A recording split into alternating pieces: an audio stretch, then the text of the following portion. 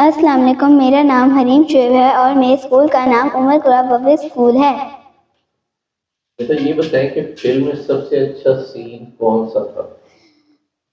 جب رافع نے اپنے انکل سے کہا کہ ہاں اگر اس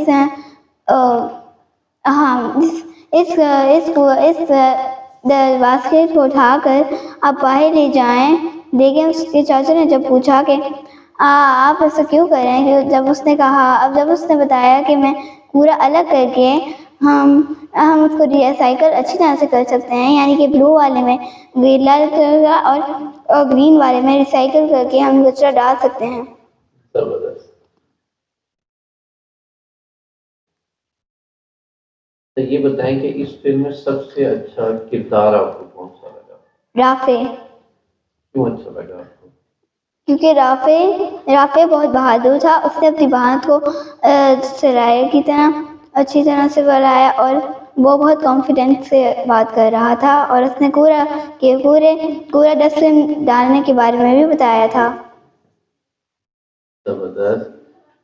اچھا یہ بتائیں کہ کیا فلم دیکھنے سے پہلے آپ کو معلوم تھا کہ ہمیں کچرا الگ الگ کرنا چاہیے؟ نہیں، مجھے نہیں معلوم تھا۔ فلم دیکھ کے آپ کو کیا پتا چلا کہ ہمیں کچرا کتنے حصوں میں الگ کرنا چاہیے؟ فلم دیکھ کے مجھے یہ پتا چلا کہ ہمیں کچرا 2 حصوں میں الگ کرنا چاہیے۔ یہ بتائیں کہ کچرا الگ کرنے سے ہمیں یا ہمارے شہر بہاولپور کو کیا فائدہ ہوگا؟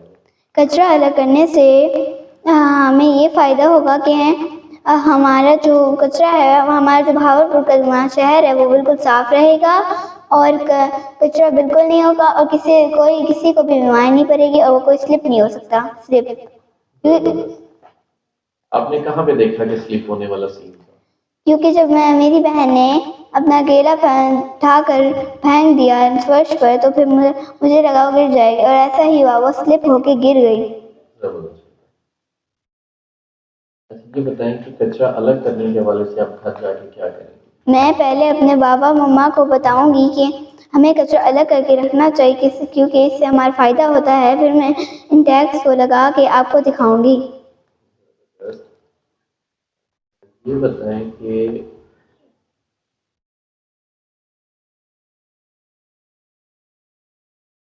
فلم دیکھنے کے بعد آپ کو موقع ملے کہ آپ دوسروں کو مشورہ دیں، تو آپ کیا مشورہ دیں گے اس کے بارے میں؟ میں اپنے دوستوں کو یہ مشورہ دوں گی کہ ہمیں کوڑا ڈسٹبن میں ڈالنا چاہیے، کیونکہ اس سے ہمیں بہت فائدہ ہوگا۔